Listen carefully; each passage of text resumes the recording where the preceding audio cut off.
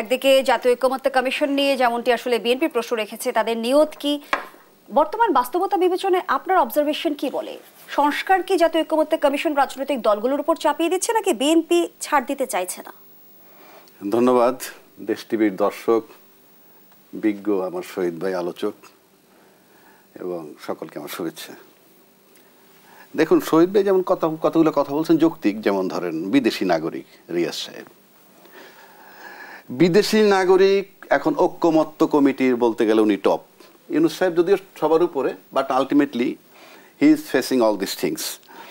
তো প্রশ্ন হচ্ছে যে বাংলাদেশি নাগরিক, জন্মসূত্রে বাংলাদেশি বলেন বা যেভাবেই বলেন, বাংলাদেশি নাগরিক তো দীর্ঘ 16 বছর দেশটা শাসন করছে। তো শাসন করার ফলাফলটা কি? এই যে শাসন করলো, উনি তো পিওর বাংলাদেশি, তার শাসন যে করছে ফলাফলটা কি? উনি আয়নাগর দেখিয়েছেন, বিনা বিচারে হত্যা দেখিয়েছেন, শাপলা চত্বরে লোক মেরেছেন, ওনার শাসন আমলে সেনা অফিসার মারা গেছে, কৈফিয়ত নাই, বহু লোকের চাকরি চলে গেছে।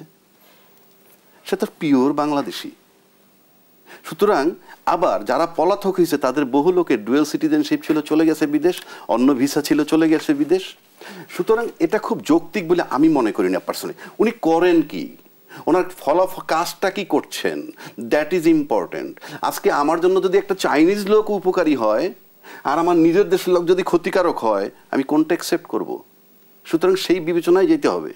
সেটা কতখানি হয়েছে সেটা পরের প্রশ্ন। সুতরাং এইগুলো বলে আমার কাছে মনে হয় যে আমি ব্যক্তিগতভাবে আমার দ্বিমত আছে। এরপরে আমরা আসেন যে রাজনীতিবিদ ছাড়া কিছু হচ্ছে না। আমরা তো রাজনীতিবিদ না, আমি আমার কথা বলছি, আমি বিশ্বাস করি উনিও রাজনীতিবিদ না, বাট আমরা তো টক শোতে বলে রাজনীতিবিদদেরকে অ্যাডভাইস দিই। তার মানে কি উই হ্যাভ দ্য রাইট? অথবা আমরা বুঝি, কথার কথা বলছি। আমি যদি মনে করতাম আমার রাইট নেই কিংবা বুঝি না, তাহলে তুমি এখানে আসতাম না। কাজেই রাজনীতিবিদ নই, আর রাজনীতিবিদদের যদি আমরা উপদেশ দিয়ে থাকি, কাজেই যারা করতেছে কাজটা তারা যে পারবে না তারও কোনো গ্যারান্টি নেই, তারা পারতেও পারে। বাট ইউনূস সাহেব রাজনীতিবিদ না, তার দলও রাজনীতিবিদ না, মানে দল বলতে তার যারা কর্মকাণ্ড একদম পিওরলি রাজনীতিবিদ না। কিন্তু এখানে আসলো কিভাবে? এখানে আসলো কিভাবে? এটার দায়টা কার? এখানে আসার আগে তো রাজনীতিবিদ ক্ষমতায় ছিল। রাজনীতিবিদ ক্ষমতায় তো আসলো কিভাবে? রাজনীতিবিদদের ব্যর্থতা। তার মানে এই না রাজনীতিবিদ হইলেই আপনি সব পারেন, তা নাহলে আমার দেশে যতবার সামরিক শাসন আসছে, জিয়াউর রহমানের শাসন বলেন, এরশাদ সাহেবের সামরিক শাসন বলেন, তার আগে তো সিভিল গভর্নমেন্টই ছিল। আপনি ফাঁকফোকর দিচ্ছেন কেন? আপনারা একেবারে কমপ্লিট হইলে এরা ঢোকে কিভাবে? 111 আসলো কিভাবে? ইউনূস সাহেব বসলো কিভাবে? হাউ? ইউনূস সাহেবরা তো মঙ্গল গ্রহতে আসে নাই। আপনারা রাজনীতিবিদ ক্ষমতায় ছিলেন, তাহলে আপনারা রাজনীতিবিদ কি রাজনীতি করছেন যে তৃতীয় ব্যক্তি ঢুকতে পারে আর আমরা নির্বিকার তাকায় তাকায় দেখতেছি? কারণটা কি? ব্যর্থতাটা কার? টোটাল দায় রাজনীতিবিদদের। আজকে দেশের যে সিচুয়েশন সেটার দায় তাদের। আপনাদের কারণে তারা আসছে, ইউনূস সাহেবের কারণে XYZ আসে নাই, কিংবা সামরিক শাসকদের কে কেন্দ্র করে অন্য কেউ আসে নাই। আপনাদেরকে রাজনীতিবিদদের রাজনীতিকে কেন্দ্র করে জনগণ এবং রাজনীতিবিদদের ভিতরকার যে আচরণ বৈষম্য বা দ্বন্দ্ব, লড়াই, অন্যায়, অবিচার, সেই সুযোগে তারা আসছে। তাহলে রাজনীতিবিদরা কি রাজনীতি করেন? এখন পর্যন্ত তো কোনো গুলির অর্ডার আসে নাই, কোনো লোক। ত্রুটি যদি রাজনীতিতে থেকে থাকে তাহলে রাজনীতির সংস্কারটা করবে কি? সেইটাই বলছি, রাজনীতির সংস্কার আপনার রাজনৈতিক দলকে যদি করতে দেন, সে তার দিক টানবে। এমন একটা লোককে দিতে হবে যে এটা করতেছে, আমাদের কোঅপারেট করতে হবে। যেমন এই বাংলাদেশের প্রথম একটা সরকার আমি দেখলাম, যেই সরকারটা একটা সিভিল গভর্নমেন্টের সরানোর পরে একটা পিওর সিভিল গভর্নমেন্ট দায়িত্ব নিছে, পিওর সিভিল। আবার পিকুলিয়ারিটি কে জানেন? বাংলাদেশের ইতিহাস না, কোনো পৃথিবীতে আছে কিনা আমি জানি না, যে একটা সরকারের অর্ধেক হইল স্বৈরাচারের দোসর প্রেসিডেন্ট চুপ্পু সাহেব, শাহাবুদ্দিন সাহেব, আর এক পাশে হইলেন ইউনূস সাহেব। এই সরকার তো আমার জন্মের পরে দেখি নাই, পৃথিবীর কোথাও আছে কিন্তু তাও আমি দেখি নাই। লোকটা কাজ করবে কিভাবে? Civil government, pure civil. এর আগে 111 হয়েছে, এটা প্রত্যক্ষ না পরোক্ষভাবে আর্মি সরকার।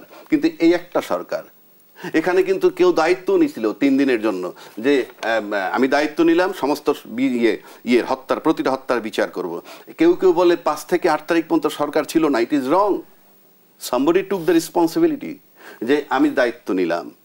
কিন্তু তারপরে তিনি ইউনূস সাহেব আসার পর হয়তো চলে গেছেন, কিন্তু সরকার এখন আসলে সংস্কারে আপনি বলছিলেন যে এমন কাউকে সংস্কারটা করতে হবে যারা রাজনীতিবিদ নয়, যারা এখন করছে, যার রাজনৈতিক অভিলাষ নাই, এক দুই নম্বর সে তার দল টানবে না, পক্ষপাতিত্ব করবে না, কারণ আপনি তো একটা সুস্থ গণতন্ত্র ফেরত চান। অন্তর্বর্তী সরকার দায়িত্ব গ্রহণ করেছে, অন্তর্বর্তী সরকার দল নিরপেক্ষ সরকার, অরাজনৈতিক সরকার, তারপরে রাজনৈতিক দলগুলো পূর্ণ আস্থা রাখতে পারছে কি?